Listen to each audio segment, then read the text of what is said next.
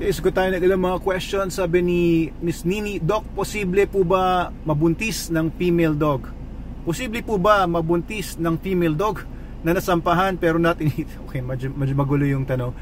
Pwede pong masampahan ng isang aso na sa palagay ninyo ay hindi nag-heat pero nag-heat. Okay, ang pinag-uusapan natin yung nag-lock, yung nagtatalikuran sila, magkadikit pa rin yung likuran nila. So that is a lock, that is yung nasampahan talaga. Pero yung sinasampahan lang, nag-humping lang yung aso, hindi na mabubuntis yun kasi nag-hump lang, naglalaro lang yun. Pero kung ang sinasabi nyo po ay nasampahan pero hindi nag-heat, imposible po yun. Nag-heat po yan.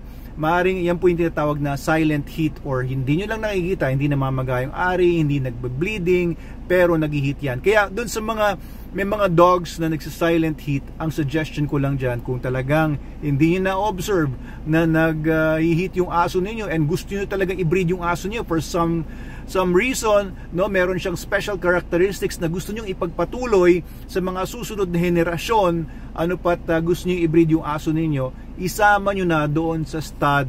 Okay, kung wala kayong stud, kung talagang gusto nyo talaga, isama nyo na yung aso, kontratahan nyo na yung stud dog na doon muna yung aso mo sa kanila for the next 6 months, kasi yung average cycle ng heat is 6 months. Less than 4 months, hindi totoong heat yon. Hindi magbubuntis pagka less than 4 months yung pagitan ng dalawang heats. So it could be 6 months, could be 1 year, pero nag-heat po ang mga aso kapag sila po ay healthy and normal. Maaring silent heat po yan.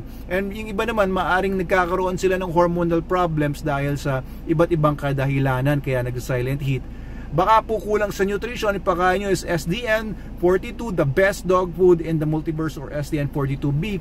Kung kulang kayo sa budget, pwedeng SDN28 or SDN21, wala talaga, pero bigyan nyo ng magandang nutrition yung aso ninyo para maging maganda yung reproduction niya. Especially kung napapansin nyo nga na parang hindi nag-heat, baka po kulang sa nutrition, kulang sa ilang mga vitamins, pat yung kanyang hormonal, alam nyo yun, yung biological cycles niya ay hindi maayos.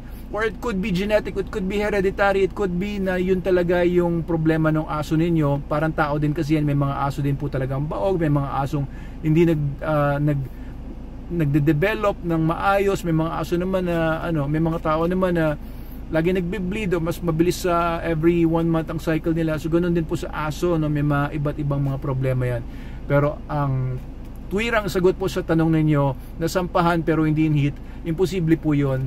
Ang aso po ay sinasampahan, naglalak lang kapag in heat, unless pinilit po talaga, kagaya ng ginagawa ng iba dahil shooter sila, pinipilit yung aso, tapos parang sobrang nasasaktan ng aso doon kasi hindi naman nag-heat yung aso.